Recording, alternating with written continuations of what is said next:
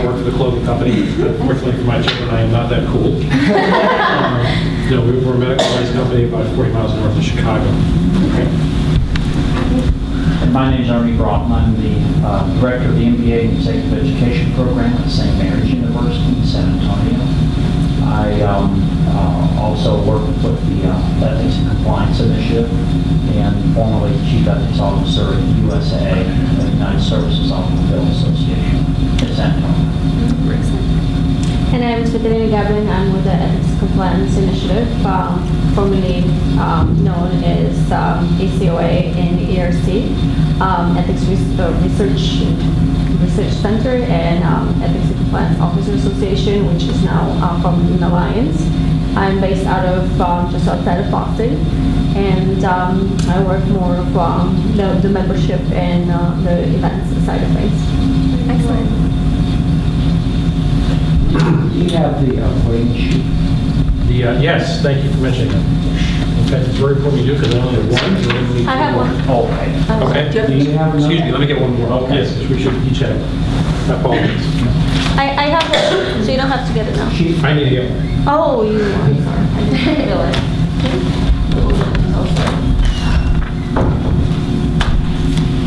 He's the Uber judge. He gets to run all the errands. He gets his own table.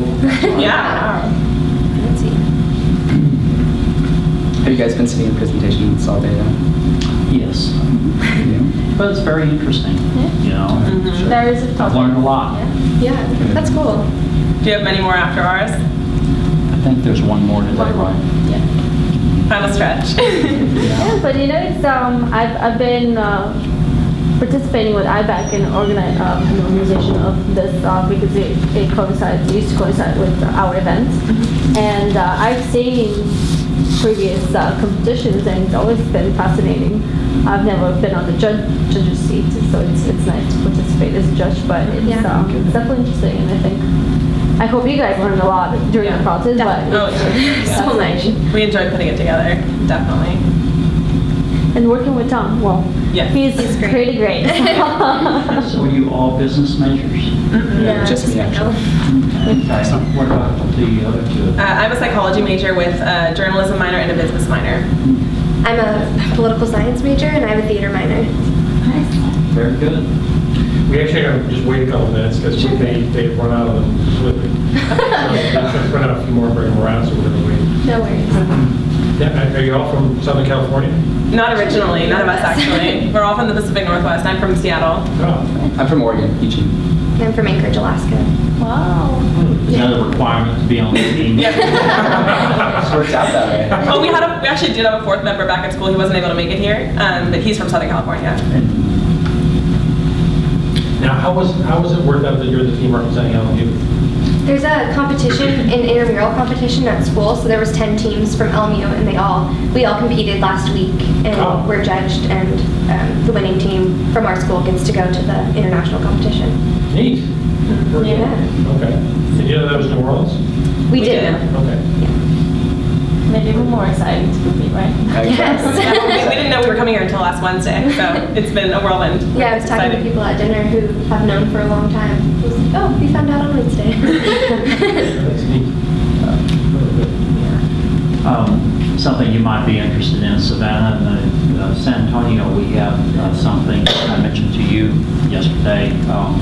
Kevin, you probably haven't heard of this, but it's called the Ethics Follies, and it's a musical comedy. Oh, wow. It's put on for attorneys for continuing education. Oh, credit. hilarious. And That's they have a awesome. different theme every year, and most of the actors and performers are attorneys and paralegals, and Multi-talented. and they're performing nationally this year at the National Bar Association. Oh, That sounds right up your alley. Yeah. And so, Sign me up. and the guy who's in charge of it has a law degree and also a degree in communications from UT Austin. Oh, cool. And he's combined. He's also a general counsel at a pharmaceutical company. So Quite the resume. just shows that all things are possible. Yeah. A lot of intersection. It's just sitting there. When he's losing a case, he just starts singing. It's Sure, that's something really engaging way to do. School application. I'm going to make comments after this one. Good. You just got to take your notes. We'll do. Okay. Okay. So that's, I'll just sort of take some notes. If it looks like I'm doodling, I probably am. No, I don't exactly. But I used to work for somebody who does. Anyway, so we'll go ahead and start here. Let's see. So I have just sort of something so we're all sort of grounded and together on what we're doing. Hopefully this is, you've heard this at least once before. Okay, so here in the full presentation part of the competition. In this part, you're taking on a fictional business identity, so they ask you to state that up front, who you are before you begin. You're going to have 25 minutes to nominally to do your presentation. You have 5 minutes additional if you need that, okay, to describe the legal, financial, and ethical dimensions of the problem and to recommend a solution that passes muster on all 3 counts. Similarly, Ernie Svetlina and myself are the judges, but for the sake of the simulation, please, if you would, assign to us an identity. Now we'll stay in that role throughout until we're done, okay? Okay. During the time you're both presenting and we're doing questions and answers, as the judges are well aware, we will first not interrupt you during the presentation, so you can complete your presentation in that 30-minute time. Then during the questions and answers, again, we'll stay enrolled throughout that. And we'll have 20 minutes to ask questions, okay? I will ask the first question, and then I'll ask the other judges to ask questions as well. During Q&A, both the judges and yourselves will stay in character. After Q&A, we will then give you feedback outside of the role-playing exercise. Important things to keep in mind, okay? The ethical aspects of your analysis are the most important part. However, these should be described in a simple, practical, common sense fashion. Using technical, philosophical terminology or basing your argument on religious or theological grounds would be considered a significant weakness. Similarly, any members of the team reading his or her part will also be considered a significant mistake. Although you may use notes during the presentation, every member of the team must have some sort of speaking role. I would assume that's consistent with what you've been doing already. Very good. Okay. If you want to set the timer, you can do so. If you're already in the grid, so are we, and we'll go ahead and start. Great. Thank you. Good afternoon, ladies and gentlemen. My name is Allie Swenson, and these are my colleagues, Savannah Wolston and Michael Bussey. You have called our consulting agency in today to discuss recent events in fraternities, the organizations that each of you govern. But you've come to us from a unique position. As the board of directors of James R. Favor and Company Insurance, you each lead a national fraternity. But because of the unique risks that fraternities pose and the unique coverage that they demand, your 7 fraternities have come together to craft self-insurance policies for all of your chapters. So as both the directors of national fraternities and directors of the only company that can provide insurance to all of your members nationwide, you have an obligation to ensure that the dangerous environments and dangerous behaviors that have become systemic to fraternity life are eliminated. Now, I just want to take a few moments to discuss the unique challenges that you are facing. You are an insurance company, and because of that, you have an obligation to make sure that company acts in a financially responsible fashion.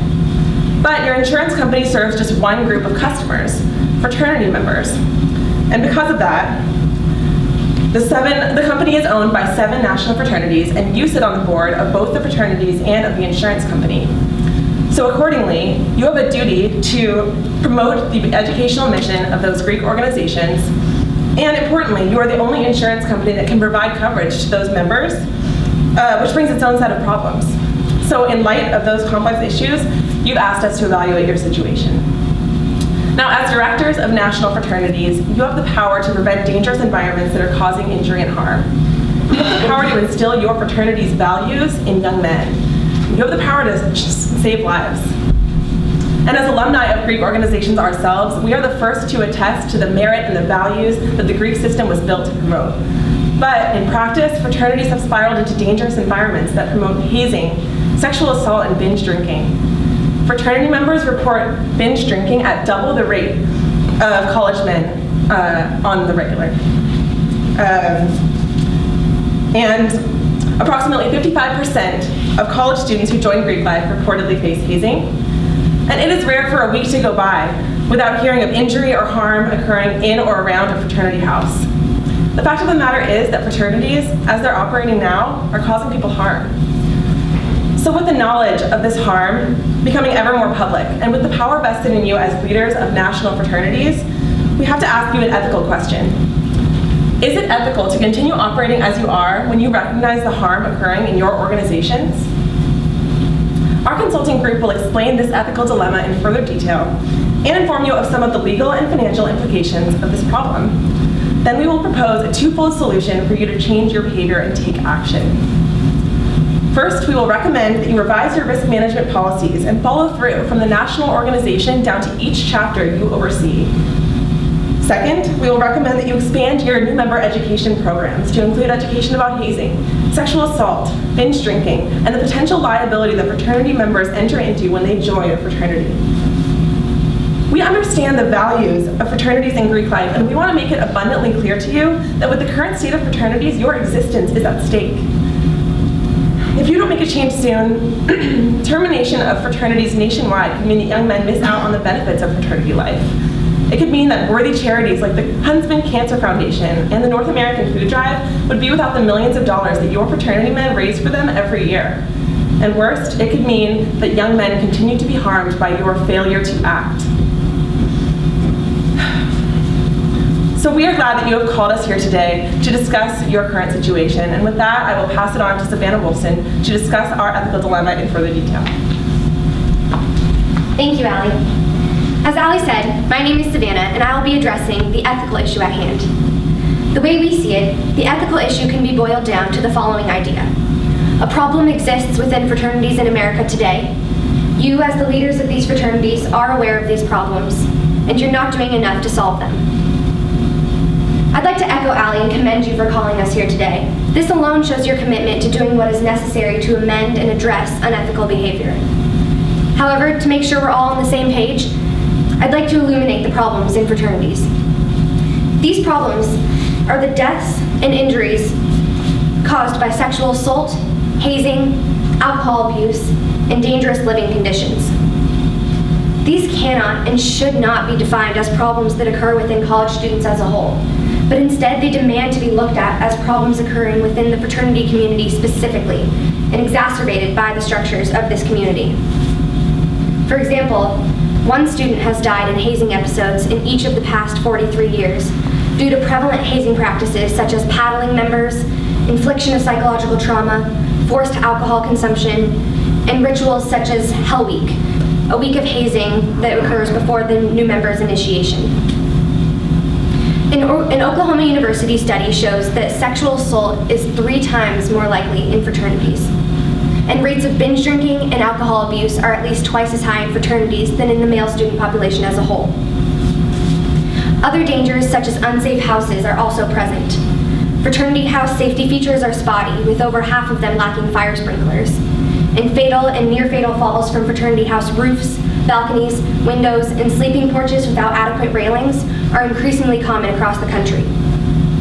An article from 2014 in The Atlantic cites 15 individual instances of students tumbling out of windows and slipping off roofs and balconies in just 2012 and 2013. This is not even all of the instances, but the author cites some of the most egregious ones, and even this number, 15, is far too high. Although a tendency exists to refer to these problems as occurring from a few bad eggs, we'd like to make it clear to you that both we, as your consultants, and the general public do not view these as isolated incidents, but instead view them as community problems that need to be addressed. As I said earlier, another piece of this problematic equation is that you, as the leaders of these fraternities, are aware of these problems. We don't have the right to be surprised anymore. These incidents aren't outliers or cases of individual impropriety, but data points in a clear historical pattern. These tragic stories are consistently in the news, and there's abundant research out there on the rising statistics of fraternity hazing, alcohol abuse, and sexual assault. Additionally, since the beginning of March, over 30 fraternity chapters have been shut down or closed by their universities or their national chapters. Unfortunately, it often takes a death or a serious injury to spur this kind of discipline. I'd like to repeat the ethical question to you. Is it ethical to turn a blind eye and continue to operate as you are, often waiting for a tragedy to occur before any action is taken, when you recognize the harm occurring within your fraternities. To make the ethical problem clear to you, I'd like to finally address the concluding point in this equation, the fact that you're not doing enough to address these problems, even though you know they exist. One piece of this is a failure to take preventative measures. Individual fraternity chapters spread out throughout the country are not receiving proper supervision, but instead rely on the individual members in the fraternities to ensure all of the fraternity rules are followed. This hands-off approach to supervision results in undergraduates doing all of the risk management themselves due to infrequent visits from advisors and supervisors from the national chapters and insufficient programming and education to combat these problems before they arise. Further, as the leaders of these fraternities and also the providers of their insurance, you're not only failing to be proactive, but often turn away when these problems do arise. Your customers, who are collegiate fraternity members, are paying you to provide insurance and programming to them. And when they're in a pinch, you're often turning away, operating under a "we cover you unless you're bad" mentality. As Ali mentioned, you're the only organization who can provide insurance to these men. They don't have an option to go to the free market and ask for another insurance company. This creates a strong obligation for you to do good work to eliminate risky situations and harm to your members. I'd like to conclude by discussing the values that your fraternities were founded on. Take a look at the words on the screen. These are some of the most precious tenets that your fraternities hold at the core of their foundations. Loyalty, providing a moral compass for members, setting standards of integrity. Clearly, sexual assault, hazing, and alcohol abuse are not in line here. And failing to educate, failing to ensure safety standards are met, and failing to take proactive measures in addressing the clear trends and patterns in your fraternities are also not in line with mission statements. You're currently acting inconsistent with your values and have failed to maintain standards that you originally set forth for yourself. You have an incredible opportunity here to guide collegiate men through their college experience. And we don't want the issues that we've illuminated to prevent the positive fraternity experience from taking place on college campuses. Thank you so much. And now to illuminate the legal ramifications of inaction, here's Michael. Thank you, Savannah. Like she said, my name is Michael, and I'm going to be talking about the legal ramifications of the current state of affairs within your organizations. I'm going to start with a story. A few years ago, James Lee Minhart was a vibrant young man. He was attending Elon University in North Carolina. He had big dreams. He had traveled all the way from Botswana to pursue a degree in business. Today, Minhart is in a wheelchair.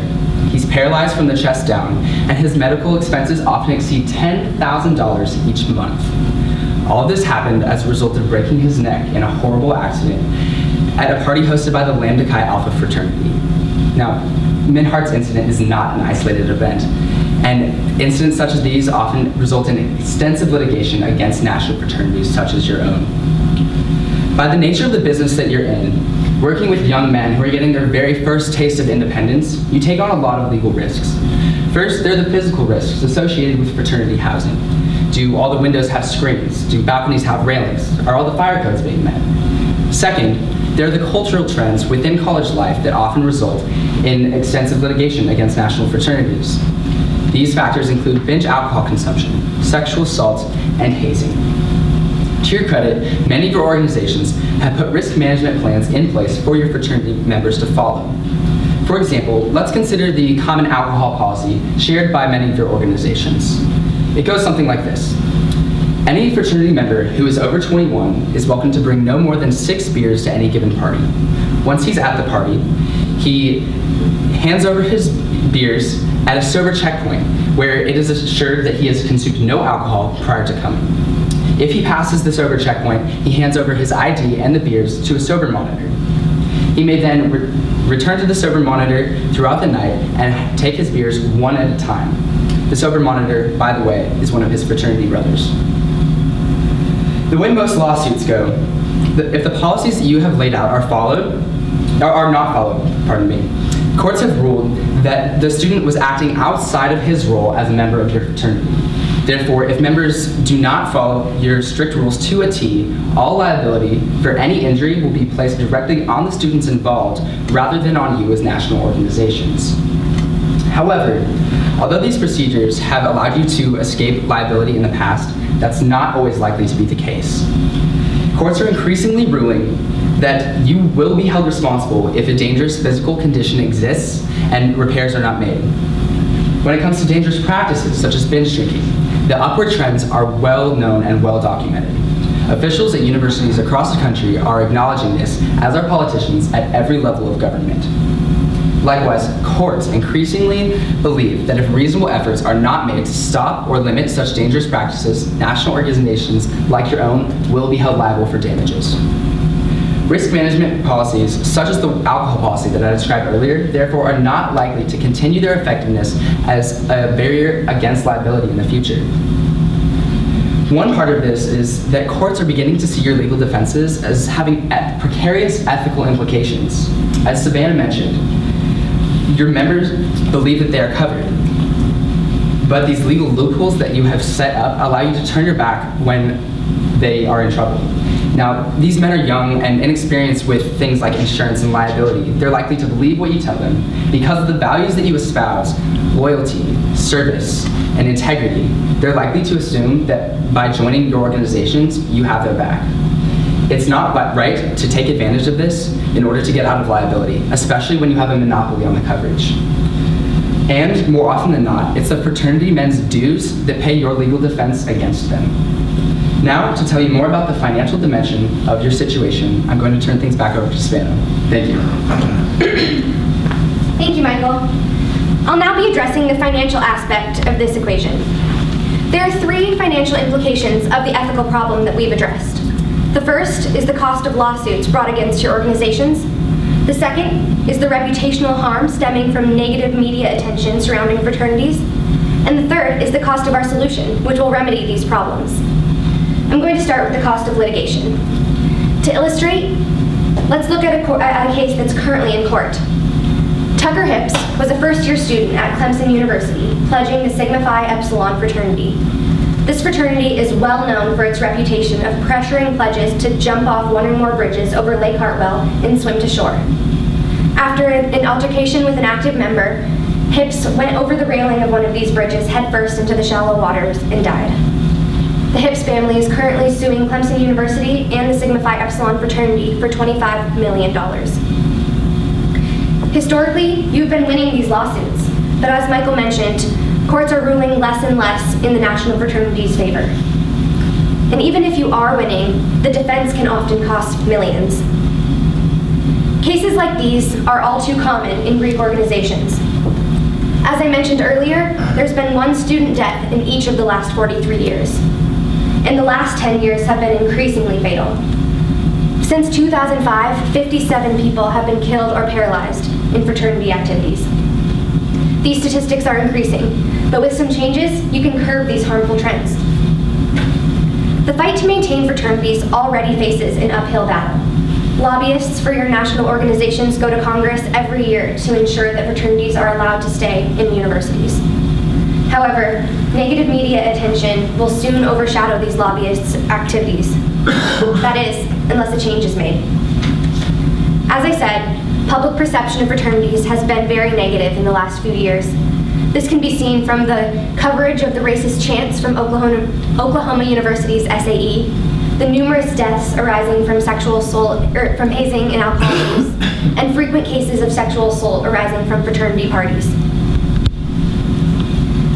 Millions of dollars are raised from your philanthropy events every year.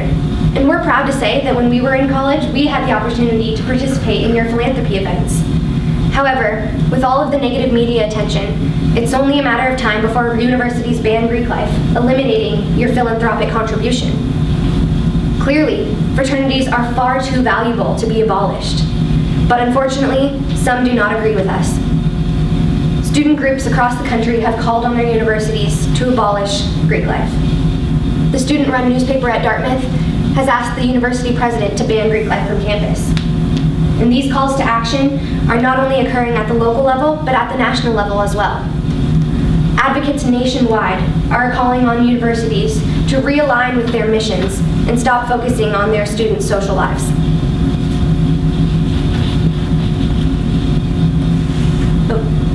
As national fraternity presidents, You have a unique opportunity to build up these university missions, instill the values of your respective organizations, and shape these young men's futures.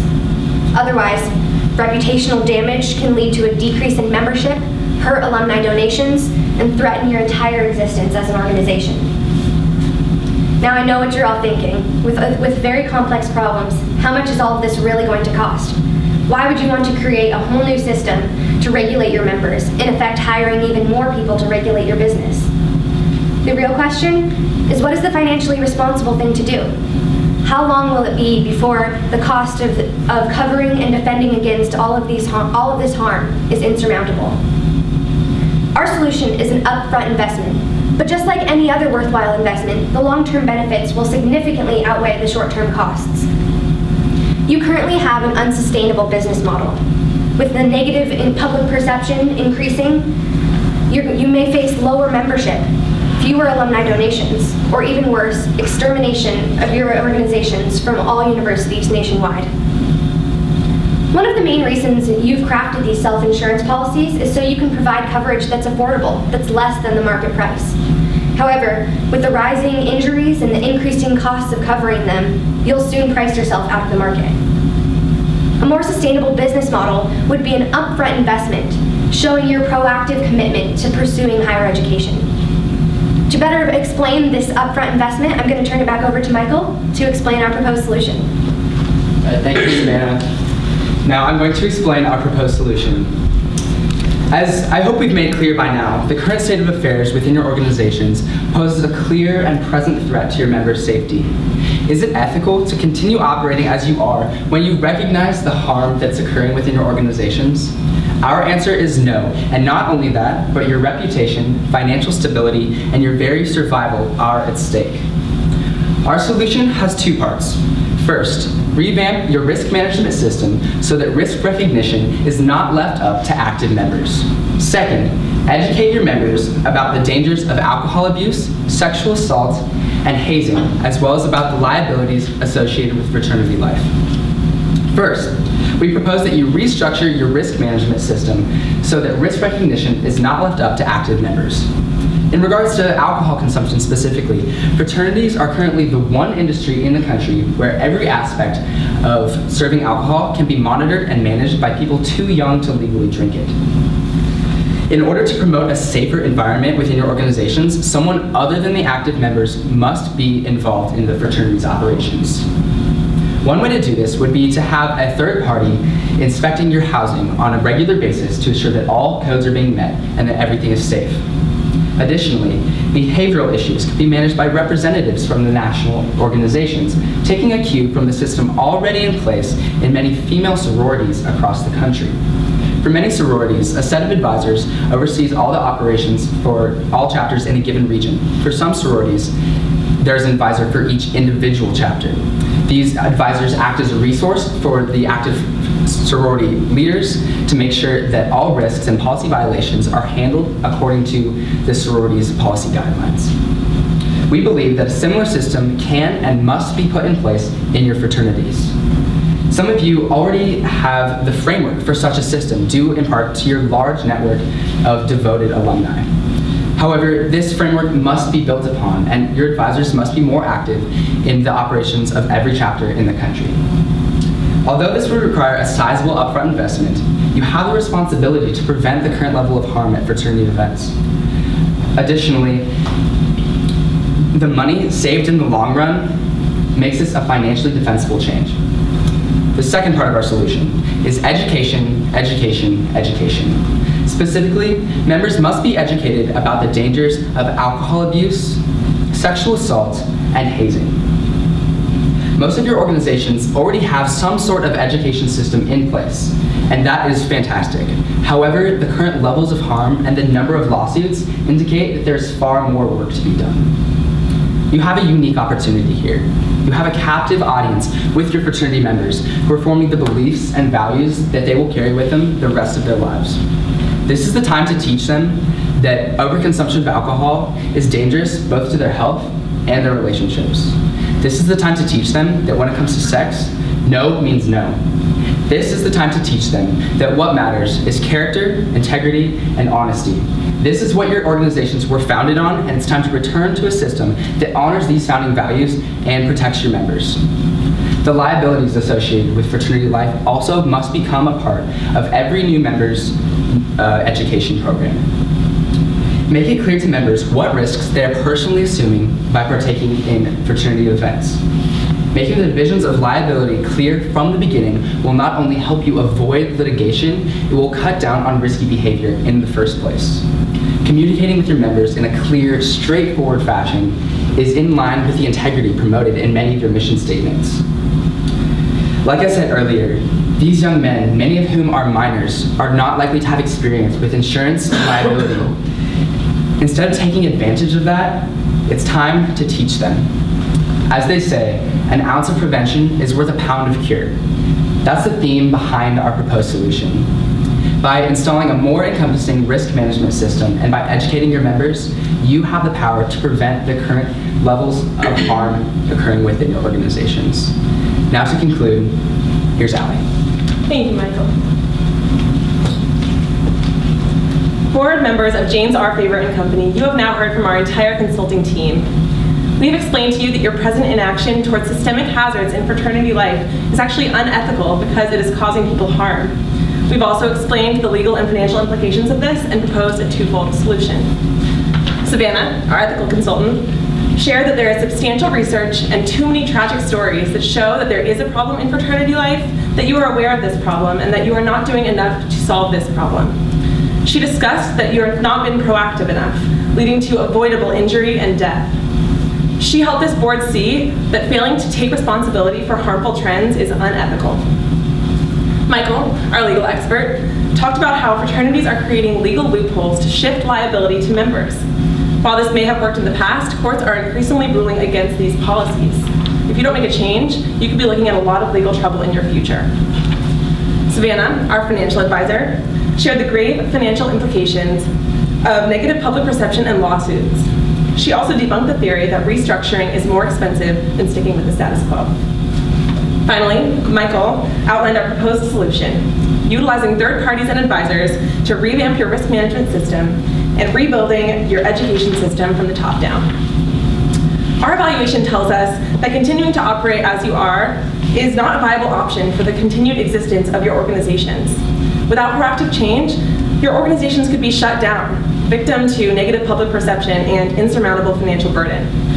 As Peter Smith-Hisler once said, if we intend to preserve all that is right with today's fraternity movement, we must improve our efforts to address that which is wrong. So our consulting agency is confident that our proposed solution will help you with the ethical, legal, and financial problems that you're facing. And we want to thank you for listening to our presentation and offer a chance for you to ask us any questions that you might have. Very good. Okay. The first question I want to ask is simply, the things that you proposed absolutely seem sensible and consistently aligned with what we're trying to address or resolve or improve here. What are going to be the challenges for us in implementing what you've recommended? Will there be financial challenges? Will there be sort of an ingrained sort of cultural resistance? What do you perceive will be the difficulties we're going to face in trying to do the things you recommended? So the main concern that people have is that restructuring and having a stronger presence of advisors and supervisors will make fraternity men not want to join organizations because they will feel micromanaged or things like that. However, we feel that it's worth it to have a stronger presence. You can see that the danger is clear and present. And also, as Michael mentioned, we can look to female sororities who already have these processes in place to have a little stronger hand in the management and risk management of the organizations, and that sorority membership is still as high as ever nationwide. Are there any examples of fraternities, specifically fraternities, not sororities, fraternities in the U.S. that have taken steps and are already moving forward with some like recommendations what you discussed with us? You know, we haven't actually researched individual fraternities, but one example is that at Loyola Marymount University, there are some procedures in place that the university actually started to combat sexual assault, to provide a little bit more education about these types of risks. And they've been trying them out in fraternities all throughout the university, and they've actually seen a lot of progress in terms of fewer incidents taking place and allowing the members to be a little bit more educated about, what sexual assault is and what kind of risks they may be entering into joining a fraternity. So that's one example of education systems making a difference. We don't have an example of a fraternity doing that, but we think that this example shows that this could carry over into fraternities as well. Another thing is there's organizations such as the Fraternal Valor Society and Order of Omega, kind of third-party Greek organizations that recognize leaders in the community who want to come together and change these organizations. One of our biggest things is that we feel that the fraternities themselves have outlined in their mission statements that they want to be the ones providing this education and providing this change, and are currently failing to do so. So we don't believe that any fraternity has taken a strong enough initiative to combat these problems, but we can see that there are trends nationwide of people itching to step up. So essentially, if I understand what you're recommending, it would be that we tie compliance with these programs and implementation of these programs to whether we provide insurance or not to these fraternities, or what is the inducement for the fraternities to adopt and comply with these standards in not only letter but spirit, without some kind of a tie to the insurance? Or maybe I don't quite understand that connection. That is one of the difficulties with the current state of affairs. Fraternity leaders like yourselves do have policies in place and education systems in place to keep their members safe. However, because there isn't a really strong system of advisors to hold the fraternity chapters accountable for following these rules, that leads to a lot of injuries and a lot of harm. So part of our proposed solution would be strengthening the system of advisors so that the fraternity members, the active college students, are held accountable for following through with these education systems, for following through with complying with all the policies that have already been set forth. So then the insurance piece would essentially, the coverage would stay the same. However, it would be more likely that the fraternity members have an honest understanding of when they are covered and when they are not covered. So do we, as our group, just to clarify the original relationship, are we providing the insurance to the fraternities, or are we securing that insurance from elsewhere for the fraternities that follow under our responsibilities? Sure.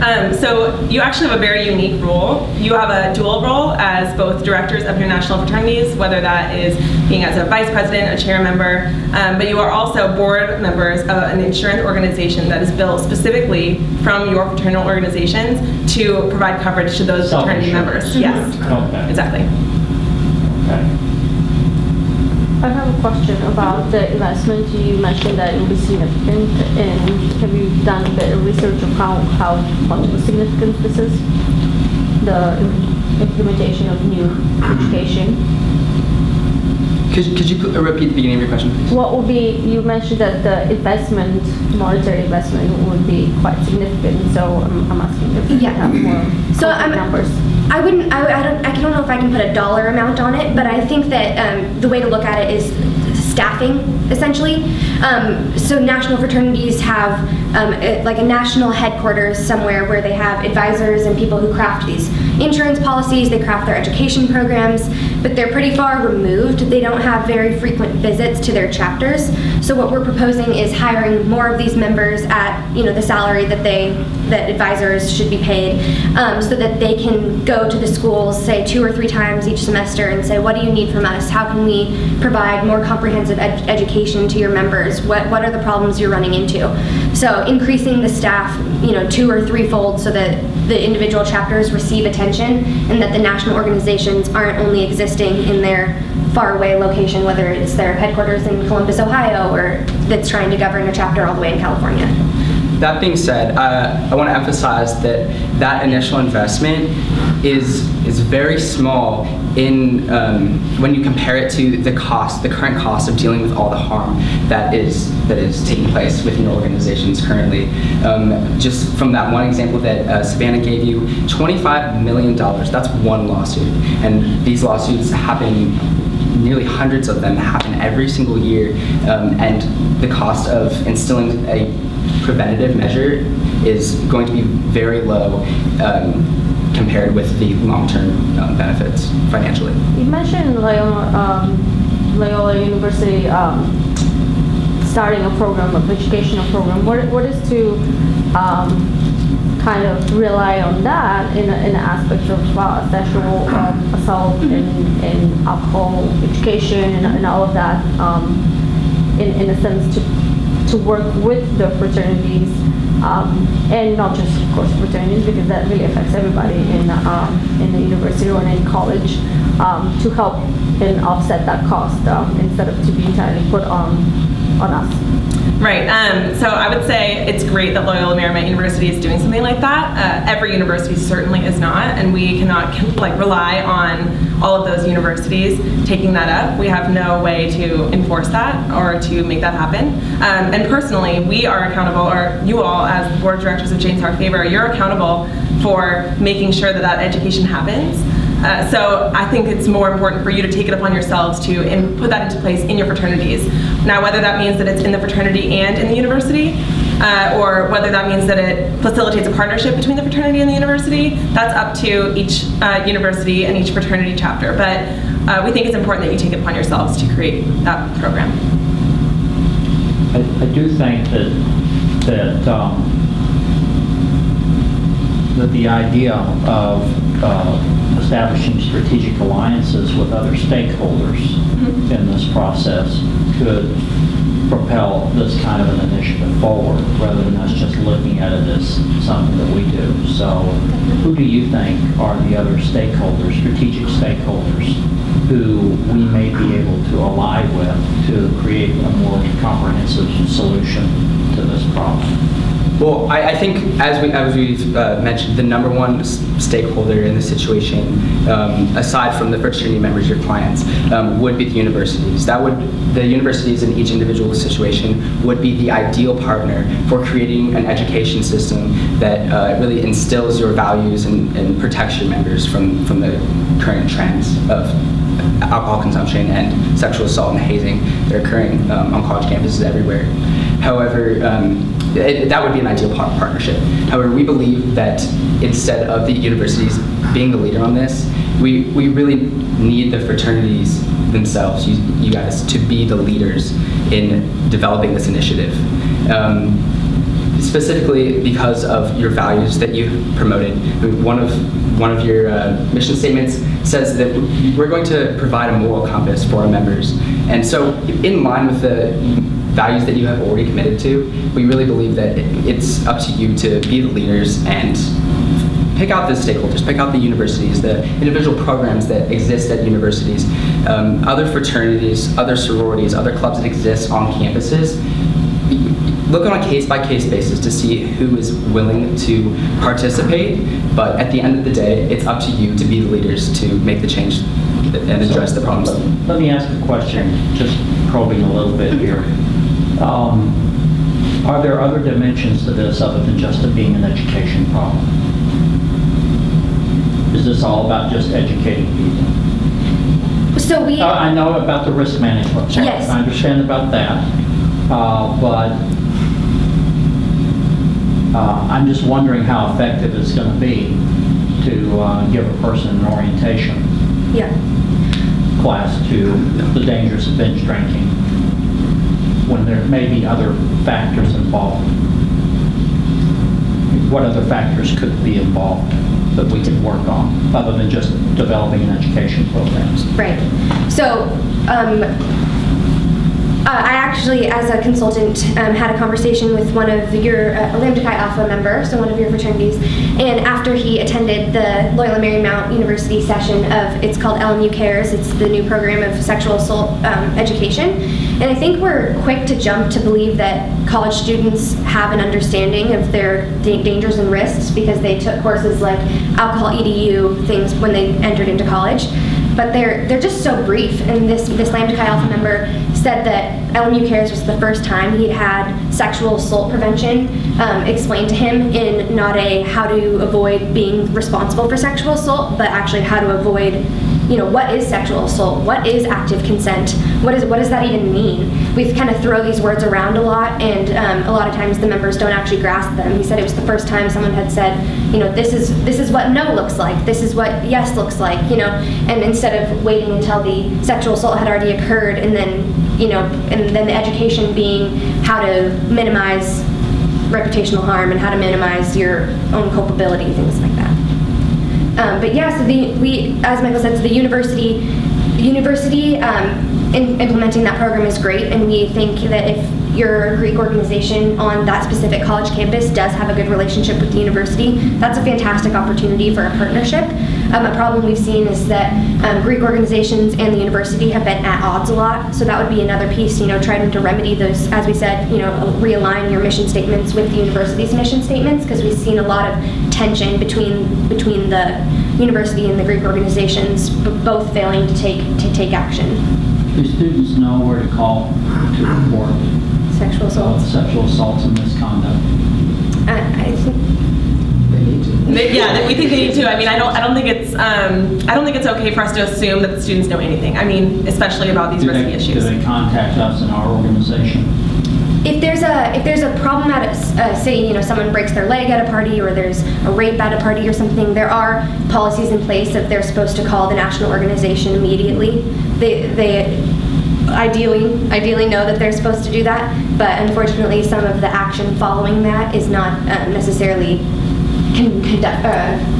Sure, and with a network of advisors that's overseeing each chapter, that means that each executive board, and sometimes even each member of the executive board of each chapter, would have some specific advisor that has been a member of that fraternity to call if there was ever a risk. And we would make sure that in our education program that would be very clear. So if there was ever something that happened, any kind of incident, they would be able to call that local advisor that knows them, that knows their chapter, and then it could move upward from there if necessary.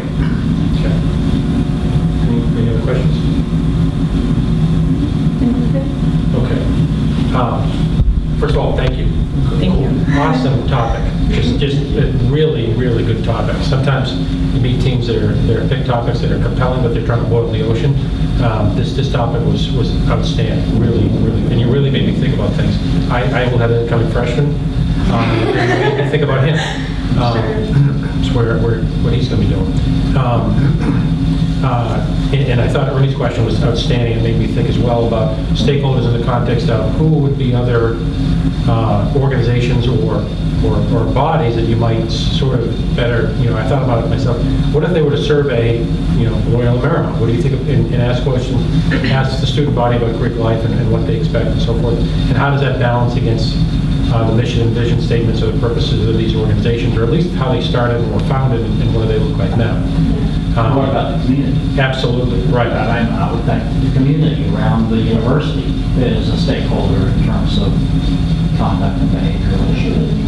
And certainly, where I went to school, I'm sure like it is in many other places, Greek houses are often clustered together, so if you have one bad apple, it affects all the others similarly. And unfortunately, I know a family who lost a child because they fell off a balcony last December at a party, which is a horrible tragedy. I'm just curious if you don't know that's okay. Is the fraction or percentage of undergrads participating in Greek life, and specifically fraternities, would you know? Is it going up? Is it going down? Is it trending in any particular way? The statistics are that it's kind of growing with the growing people going into college. Right, exactly. So it's consistent percentage-wise. Proportional to the population. Right. Okay. Yeah. Which is unfortunate. Remarkable. It's remarkable that that the rates are staying the same, but I feel like this, you can kind of see that this negative media attention is kind of recent. That and I think it would be interesting to look at in 5 or 10 years what membership looks like when all of these, I mean, I feel like it's every single day on the news. Oh, yeah. I'm actually an editor of a newspaper as well, and we've had to report so much more on sexual assault, on Greek life, on organizations on our campus being closed down. So it's really become something that's been happening recently. Yeah, it's remarkable. It found me thinking, okay, why in the dickens do these organizations exist? Never mind receive funding, and what constructive purpose or mission do they serve, or at least once did, and they've lost their way perhaps. So it's either abolish, stay in the status quo, which sounds like it's not sustainable. It's certainly I hope not. Or the third would be reform, and I think what you've advocated is a pretty balanced set of recommendations around reform, and I would hope those wouldn't be just in the context of an ethics competition, but possibly they would be further considered. So you really made me think about those things enormously. I also pledged a fraternity for when I was a sophomore, and I chose not to go through with it because I didn't think it made sense for me. And you made me think about and recall all of that as well in the 20 minutes I was here. So that was very good. Thank you. I liked a lot of things about your presentation. I liked the role slide that you used. In sessions I've been in, that's the first one that I've seen that actually described our role. I like that you used Prezi. I haven't seen any other presentations that used Prezi today that I was ran. You gave a good introduction, kind of a roadmap of where you were going, and I like that. I like to know where we're going in the presentation and not be surprised at the end and say, I wish I had known that earlier. And you kind of laid out the initiative early on, so that's good. I don't like the reveal at the end. Personally, I like to know kind of where we're headed, and then you fill in the details. I like the fact that you referred to the values and that you use story. It's very compelling, telling a story to make it real and human. I thought that you would have had an opportunity, realizing that we're a board of directors and we expect more of a formal presentation. I still think you probably could have used more visuals, and that your slides were a little text heavy. For example, this would have been a perfect topic to pull headlines. Out of the paper. Absolutely. That's a great idea. Throw headlines up there. Next time. I'm reading the paper. Yeah, I read that. But I did think that you laid out a really strong business case. And so overall, I thought you did a very good job. Those were some suggestions. Yeah, Just a few suggestions that's great. I have on how to Appreciate do it. this. Thank you. So I'll chime in with, well, I even when you guys started setting up, I love the fact that you use present, they said, more interactive, but I love the message, and I loved that we were reminded of our responsibility and about taking action and how serious the problem is. So it was good that it started from the beginning and then in the middle, and then we were constantly reminded of what we need to do. I did also like the structure of and very defined roles of knowing who you are and who is the expert in a particular subject. And it's a very, like everyone said, it's a very current topic. I mean, I do hear it on the news. I have a younger brother who's in college, and I hear from him all the time. I've heard it before from college. It's been constantly happening, and it feels that now more than ever, I hear it even more on the news.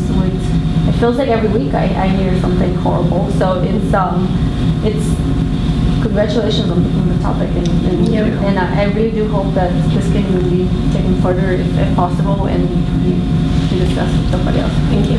I do think it probably would have been helpful to maybe go a little bit more into the risk management side.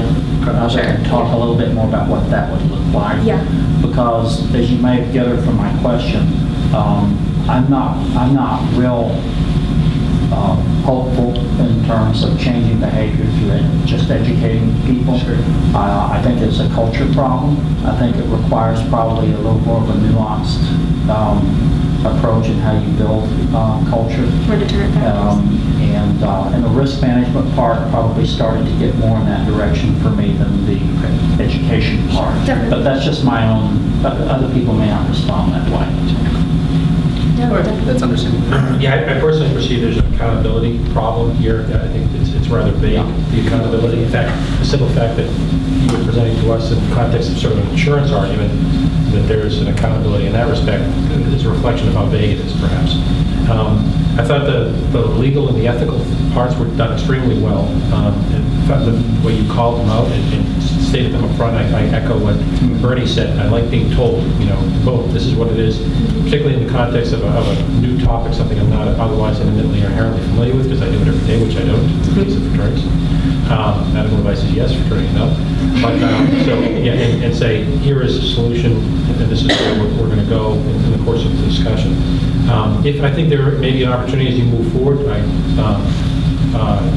hesitantly suspect that you will go forward. I would encourage you to have a little more balance on the financial side. You made an extremely effective point that I wrote down, and I can't remember. I think it was in the context of someone who had endured a permanently impairment in terms of an injury. It says the fraternity man's dues pay for the legal resources used to defend against them. That's profound, and make sure that as you make your legal and your ethical arguments effectively, seek to balance that and make sure your financial arguments are there as well. There clearly is fodder to do so.